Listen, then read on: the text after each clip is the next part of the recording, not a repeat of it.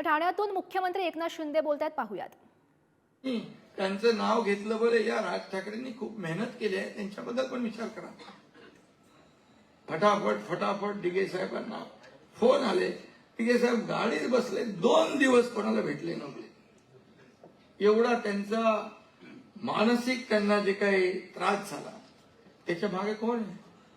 दिघे साहेब गेल्यानंतर पहिल्यांदा मी भेटलो उद्धवजींना, तेव्हा मला काय प्रश्न त्यांनी विचारावा, कसं आहे त्यांच्या मागे कोण आहे वगैरे असं विचारायला पाहिजे होतं. ते म्हणाले आनंद दिघेंची प्रॉपर्टी कुठे कुठे आहे, प्रॉपर्टी कुठे कुठे आहे. म्हणलं त्यांची प्रॉपर्टी, फकीर माणूस, सगळं वाटणारा दोन्ही हाताने, त्या शाखेमध्येच राहणारा, ना त्यांचं घर ना बिल्डिंग ना काहीच नाही. मला फार त्यावेळेस वाटलं आपण चुकीच्या ठिकाणी आलो, परंतु शेवटी नाईलाज काम करावं लागलं. आणि म्हणून या सगळ्या गोष्टी ज्या सांगण्याचा उद्देश एवढा आहे की दिघे साहेब हा ठाणे जिल्हा आहे आपला, आनंद दिघे साहेबांचा बालेकिल्ला आहे. तुम्हाला वाटत होतं की ठाणे आपल्याला मिळणार नाही, पण मी वरिष्ठ पातळीवर सांगितलं ठाणेच्याबद्दल आमचं इमोशन आहे, आनंद दिघे साहेबांची संवेदना आहे. एक मतदारसंघ महत्वाचा नाही आहे, बीजेपी आणि शिवसेना एकच आहे. मी जेव्हा हा कार्यक्रम केला, मोठा कार्यक्रम, त्या कार्यक्रमाच्या वेळेस मी तुमच्या वरिष्ठांना सांगितलं मी माझं काम केलेलं आहे, आता तुम्ही तुमचं काम करा. आणि मग त्यांनी शिवसेना आणि धनुष्यबाण, खरी शिवसेना आणि धनुष्यबाण आपल्या हातात दिला. म्हणून मी मोदी साहेबांना आणि अमित भाईंना खूप धन्यवाद देतो की ते ताकदीने मागे उभे राहिले. नड्डाजींना धन्यवाद देतो, ताकदीने मागे. देवेंद्रजी माझ्या सोबतच होते, कुठल्याही पदासाठी मी गेलो नाही. तुम्हाला मी सांगतो, गुवाहाटीला असताना मला अनेक लोकांचे फोन आले, परत या मुख्यमंत्री बना.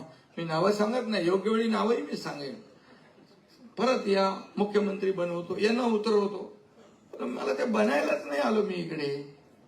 माझा उद्देश वेगळा आहे. शिवसैनिकाचं खच्चीकरण होत आहे, शिवसेना संपती आहे, आमदारांचं खच्चीकरण होतंय. आमदार उद्या कसे जाणार मतदारसंघात, काय तोंड घेऊन जाणार, काय प्रचार करणार, कुठलं काम केलंय म्हणून सांगणार. विकास निधी आहे, प्रकल्पाला निधी आहे, कशाला निधी आहे, 4 अधिकारी आपले आहे, काही नाही. मग कसं करणार आपण? आणि मग मी तो निर्णय घेतला, आणि मग तो निर्णय घेतला, तो लोकांना पटला पण. 2 वर्षात आम्ही काम केलं, डेव्हलपमेंट, विकास केला, आणि या विकासाच्या मुद्द्यावर आज आपण निवडणूक लढवतोय. आणि म्हणून खरं म्हणजे किती शिव्या देतात. रोज सकाळी उठले की तो भोंगा वाजतो आणि दुपारी दुसरा भोंगा वाजतो. तुम्ही आम्हाला गद्दार किंवा मेंदे म्हणण्याचा अधिकार तुम्हाला नाही. 2019ला खरी बेईमानी आणि विश्वासघात तुम्ही केला या महाराष्ट्रातल्या जनतेबरोबर, बीजेपी बरोबर, भारतीय जनता पक्षाच्या पाठीत खंजीर खुपसण्याचं काम तुम्ही केलं. का? मुख्यमंत्री बनायचं म्हणून. तुम्ही त्यावेळेस जसे निकाल आले, त्या निकाल आल्याबरोबर तुमचं स्टेटमेंट काय होतं? आम्हाला सर्व दरवाजे मोकळे आहेत. कशासाठी? म्हणजे तुम्ही सगळं प्री प्लॅन ठरवलं होतं. तुम्हाला मुख्यमंत्री बनायचं होतं एन केन कशाही. देवेंद्र फडणवीसांनी तुमच्यासाठी खूप काम केलं, तुमचं प्रत्येक काम केलं, तुमचा शब्द पडू दिला नाही. पण 50 फोन त्यांनी केले, एकही फोन यांनी उचलला नाही, एकही फोन यांनी उचलला नाही. एवढे कृतज्ञ कोण असू शकतात? आणि म्हणून मग मी सांगितलं त्यांना काय करायचंय. बोले काय नाही, आम्हाला हे फसवणार बीजेपी, आम्हाला 2.5 वर्ष कमिटमेंट दिले की पाहिजे. आणि मग ते तसं पुढचा इतिहास तुम्हाला माहित आहे. कुठली कमिटमेंट नाही. अमित भाई मला स्वतः बोलले, मी कुठल्याही बंद दरवाजाच्या आड काम करत नाही, माझं सगळं उघडं असतं. आणि फक्त मुख्यमंत्री बनायच्या लालसेपोटी त्यांनी हे सगळं केलं. काय मिळालं त्यांना? माणसं गेली सोन्यासारखी, पक्ष गेला, बाळासाहेबांचे विचार गेले. पण मी स्वतःला भाग्यवान समजतो. बाळासाहेबांचे विचार आज आपल्या सोबत आहेत, धनुष्यबाण आपल्या सोबत आहे, या महाराष्ट्रातली जनता आपल्या सोबत आहे. आणि मोदीजी आणि अमित भाई स्वतः सांगतात ही असली शिवसेना एकनाथ शिंदेची आहे, नकली शिवसेना उद्धव ठाकरेंची आहे. मला पत्रकारांनी विचारलं, मी म्हणाल बरोबर आहे. त्यांच्यावर बाळासाहेबांचे विचार, ती शिवसेना खरी, त्याच्याकडे धनुष्यबाण, ती शिवसेना खरी. फक्त त्यांना पैसे पाहिजे. तुम्हाला हे मी सांगतो, त्यांना ना धनुष्यबाण पाहिजे, ना बाळासाहेबांचे विचार पाहिजे, त्यांना संपत्ती पाहिजे. बाळासाहेबांनी जे करू नका ते म्हटले, त्यांनी मुद्दाम केलं. आणि फक्त त्यांना पैसे पाहिजे. आपल्या महाशिवसेनेच्या शिवसेनेला आपल्याला शिवसेना भेटल्यानंतर तुमच्या शिवसैनिकांच्या खात्यातले 50 कोटी रुपये विड्रॉ करून त्यांनी घेतले. हे पाहिजे त्यांना. मी म्हणाल घेऊ नका, आपल्याला ते नको. आपल्या बाळासाहेबांचे विचार हीच आपली संपत्ती, हेच आपलं ऐश्वर्य. आणि म्हणून आपल्याला मी एवढंच सांगतो, ठाणे हा धर्मवीर आनंद दिघे साहेबांचा बालेकिल्ला. आणि म्हणून ठाणे आपल्याला भारतीय जनता पक्षाने या ठिकाणी लढवायला महायुतीमध्ये दिला. त्याबद्दल मी खऱ्या अर्थाने सगळ्यांनाच आभार मानलेले आहे. आणि नरेश मस्के सारखा एक कार्यकर्ता आपण दिलाय निवडणुकीमध्ये. मला काही लोक विचारतात, काय नरेश मस्के आणि राजन विचारे, राजन विचारे कुणाबरोबर निवडून येत होता? अरे हे कार्यकर्ते दिवस रात्र मेहनत करत होते बिना पैशाचे. पैसे पण देत नव्हता, वडापाव पण पैसे तर आपण घेतच नाही, कारण सगळ्यांना माहिती आहे त्याच्याकडून काय मिळणार पण नाही. आणि पैशाचा विषय आपल्या पक्षात नाही. अरे पण साधं विचारपूस तर करायची होती, तेही नाही. म्हणून कितीतरी लोक बोलले याचं काम आम्ही नाही करणार.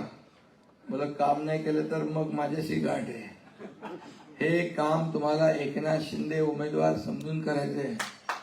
अरे हेमंत, हा बघा इकडे साक्षीदार आहे. काम तुम्हाला एकनाथ शिंदे उमेदवार म्हणून करायचं आहे. तेव्हा ते काम झालं. आणि निवडून आल्यानंतर मी एवढ्या लाखांनी आलो, तेवढ्या लाखांनी आला. अरे तुमचं काय कर्तृत्व आहे? अरे मोदी साहेबांकडे बघून मतं पडली आणि मेहनत केली महायुतीच्या सर्व लोकांनी, म्हणून विकासावर मतं केली. आज म्हणून ठाणे हा महायुतीचा बालेकिल्ला आहे. आणि या ठाण्यात दिघे साहेबांचं नाव न घेता आपल्याला पुढे जाता येत नाही. नरेश मस्केंनी सांगितलं खरं म्हणजे मगाशी की काय ते उत्सव आपले पुढे नेले ना, नवीन उत्सव केले. देवीचा उत्सव, गोविंदा उत्सव आणि काय आणखी सराव परीक्षा. अरे डुप्लिकेट काम करून असली होता येतं का? नाही होत आहेत. आणि म्हणून राजनचा सीझन आता संपला आणि नरेशचा विजय होणार चांगला. पण नरेश मस्के, तुम्ही मगाशी म्हणालात मी जसं आहे तसंच राहतो. तसं नाही, तुम्हाला बदलायला लागेल.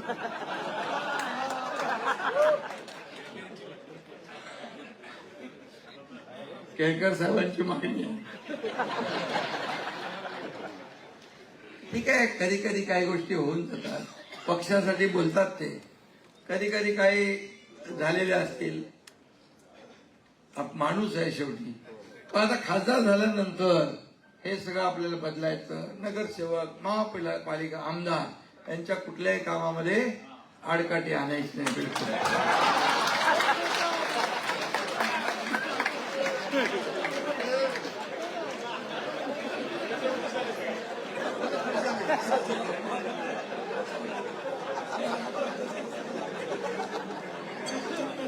तुम्हाला आता महापालिका नाही, तुम्हाला लोकसभा, संसद भवन. काळजी करू नका, मी तर इथंच आहे. त्यामुळे एक चांगल्या कार्यकर्त्याला आपण संधी दिलेली आहे. गेल्या अनेक वर्ष तो काम करतोय.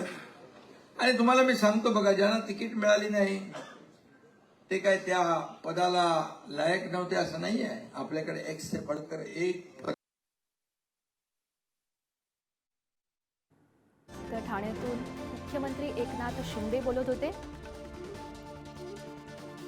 तर बाळासाहेबांचे विचार हीच आपली संपत्ती असल्याचं एकनाथ शिंदे म्हणतात.